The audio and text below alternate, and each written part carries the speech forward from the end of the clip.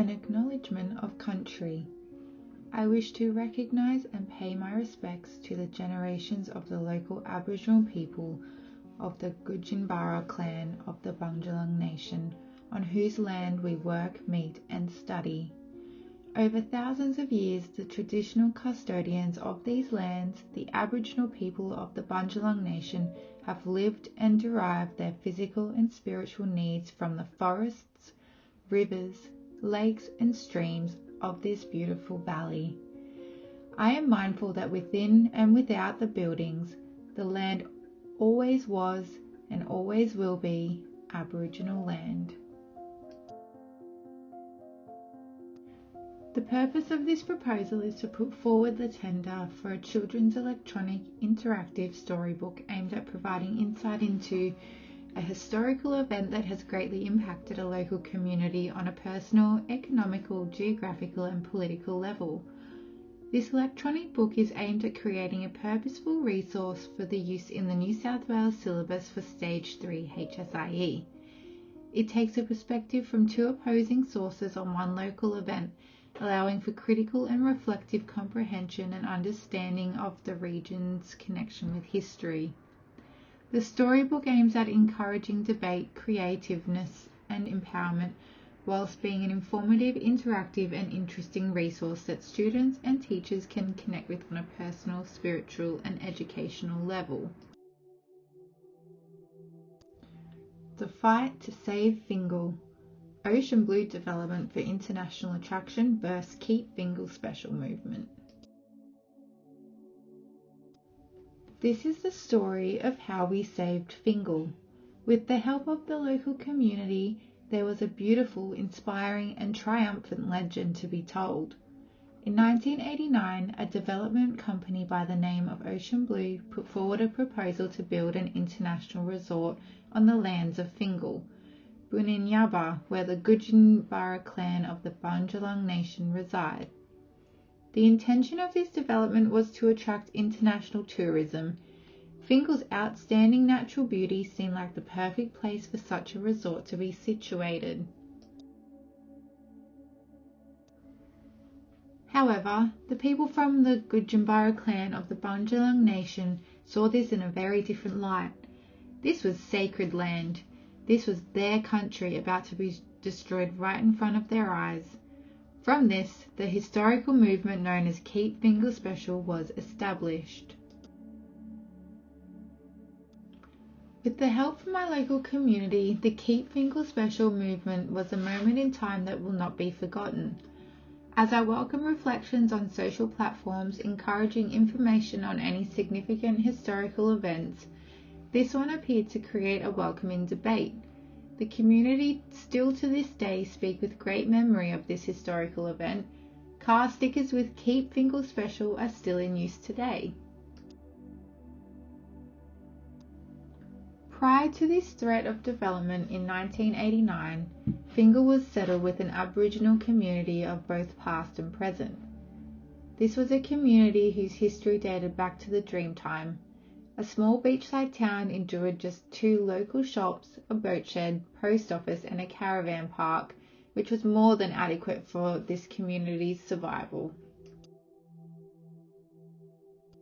Fingal soon became the eye of international interest, and whilst they managed to save Fingal from concrete development this time, there was much more protesting to protect the land to follow. This community was passionate about the land and were prepared to fight.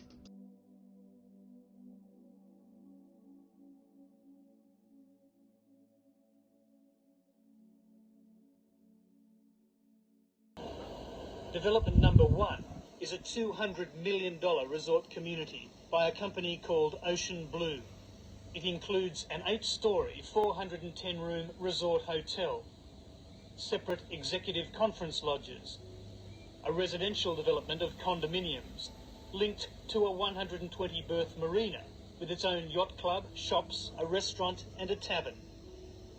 Development number 2 is a second river mouth for the Tweed, which could well go right through the middle of the existing Aboriginal community's homes. A company called ADCO has already made plans and approached the government with an offer to build the river mouth. In return, They want the remaining land on which the Aboriginal community lives for a proposed Sanctuary Cove-style development with ocean and river frontages. Ocean Blue, a development building company with a savvy eye for profit, a trajectory of financial success. What was their vision? Ocean Blue put forward a proposal to build an international hotel, marina and housing complex in the heart of Fingal. This development was planned to be built on what was then considered as Crown land. For Ocean Blue as a company, this was set to be a huge financial profit that would not only benefit them but also promote economical boost for the Tweed Shire. So what happened to Ocean Blue? The proposed development in the heart of Fingal was investigated by the council, who pursued the building pitch as a necessity for equitable return. This was on the background of further development to the mouth of Tweed River, costing an enormous amount of money. This proposal was subject to one of the first independent Commissioner against Corruption inquests known to New South Wales. It delved into speculation of local and state council fraud and had reputable consequences for those involved, although no formal charges ever resulted. Keep Fingal special. My land, my family, my country.